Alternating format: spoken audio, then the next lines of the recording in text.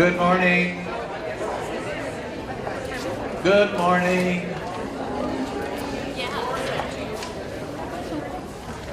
You don't have to say good morning, you just have to sit down and... Right. If you haven't gotten coffee, keep going, but be quiet about it. So we'll get started. Don't splash. Canon Logan of Johnny's Walkers has a word or two to say to us this morning. Someone asked me, apropos of those handouts on receipts, someone asked me earlier today that they didn't realize I was 90 years old. And I said, I didn't say I was 90. I said I was in my 9th decade.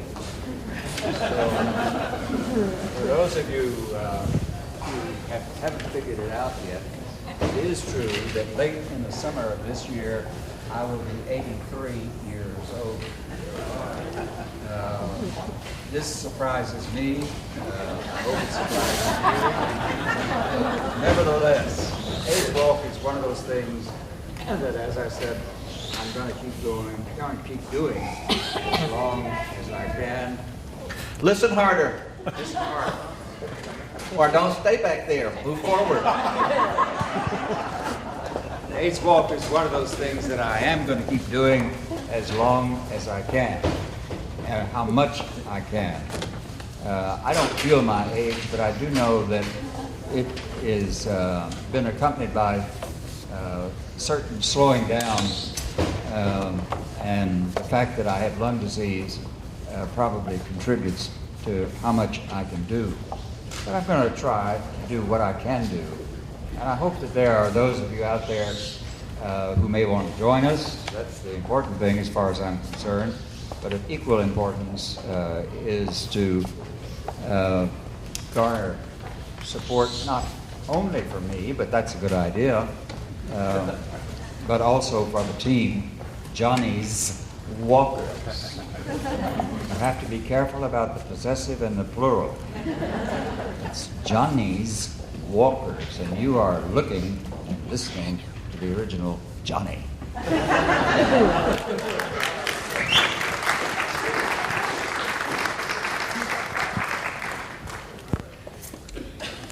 For those of you who can't walk, you surely can contribute. Oh, yes. And you do not want to have Canon Logan be on the bad side of Canon Logan. And the way to stay on the good side of Canon Logan is to contribute to Johnny's Walkers. You can do that online, right, John? Right, that's the easiest way. Easiest way, go to the Cathedral website. It's all on paper. It's all on the handout. So I commend that to you. This television person, this cameraman back here is named Art Smart. And Art is a member of the Cathedral and asked me for the permission to do this. And what he is doing, in case you are interested why he's there, what he is doing is he is videotaping these lectures and he is putting them on YouTube. So I am a YouTube star now. I have not yet had the courage to watch it. I just don't think I could stand it. I really don't. But Joy's staff, those of you who, Joy told me today that she really appreciates it because she can listen and do other things. But it is on YouTube. It is in 15-minute segments, which Art tells us is this maximum you can do on YouTube. So you have to listen to several of the segments. There's a link on the Cathedral website. So that's about as far as I can go with the technology. I am a troglodyte. So, but if you go on the website, Cathedral website, there's a way to link to the YouTube or something. So if you miss a class, a lecture, and you want to, you can catch up by going to YouTube. Thank you to Art.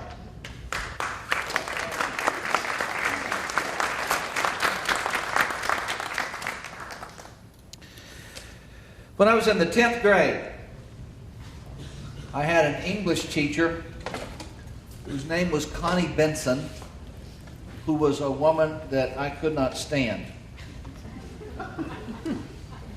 As far as I could tell, in the early part of the school year, that feeling was mutual. By the end of September, very few weeks into the school year, she and I had declared more or less open warfare with each other. The class was painfully boring for me. In 1961, public education in Georgia was much more secretive about this kind of thing than it is today. But for some reason that was never discussed with me or my parents or with anyone that I am aware of to this day, for some reason I was placed in the 9th grade in accelerated math class and an accelerated English class. That's what we called them. I don't believe they were officially known as accelerated classes. They weren't known as anything. You just wound up sitting in a classroom and everybody around you was really smart. I always said I don't know how I got there, but I was right on the cusp. I was in that class. I stayed in those classes throughout high school in the math, but I was always one of the slowest students in the class. And just as bewildering to me, when I got to the 10th grade, I found myself in a, quote, normal class. Though to tell you the truth, we didn't pay all that much attention to it. Now, added to that mix is the fact that I had as a 6th grader, a teacher, a 6th grade teacher, who emphasized the fundamentals of English, like grammar and spelling. She was a terrible person, an awful human being. She taught mainly through terror and humiliation, and she no doubt caused emotional scars for many of my classmates. Her favorite exercise of the entire year was when we drew caricatures of each other. And she would have us do these before parents' night so we could put the caricatures around the wall so that parents could see them. And she carefully explained, I'll never forget this, she carefully explained to us that what a caricature does is it picks out some aspect, some noticeable aspect of the person and overemphasizes it. And she would pick on the particular weaknesses in anyone to encourage them to do well. We had a girl in that class who had a thyroid, had an overactive thyroid, and so her eyes sort of protruded. And then to make the matters worse, she wore her hair pulled back and tied in a tight knot in the back of her hair. Her name was Kate. And when Miss Manning would get mad at Kate, she would get down and she would say, "Come on, bug eyes." I'm serious. She was a mean human being. She taught through humiliation and terror. However, she also taught me an enormous amount of what we call English. The end result of both of those circumstances was that in the 10th grade, my 10th grade English class was mostly a review of what I had learned in the 6th grade. I went from creative writing to diagramming 3-word sentences on the blackboard. The big challenge for the first 6 weeks of the school year was to learn the difference between subjects and verbs. And I pretty well had that down.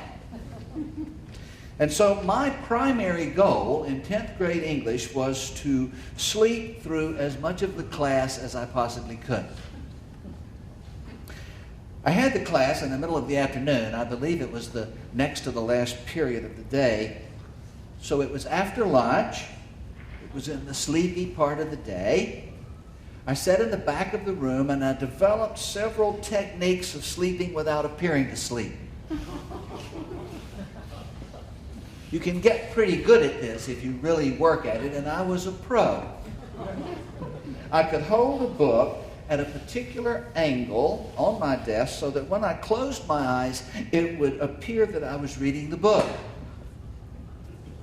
I got so that I could sleep and hold my head perfectly still, no bobbing at all. I also developed the ability of waking up without a start. When called upon, I could calmly look up and respond with a normal voice. Of course, the problem was I hadn't heard the question, so my responses were sometimes a bit strange, and I might not have been considered material for the accelerated class because of some of those responses. Now, every Friday at class, Miss Benson would read to us.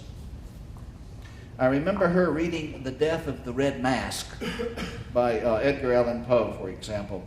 It seems like she also read something of Hawthorne's, I'm not sure what. The rest is gone from my memory.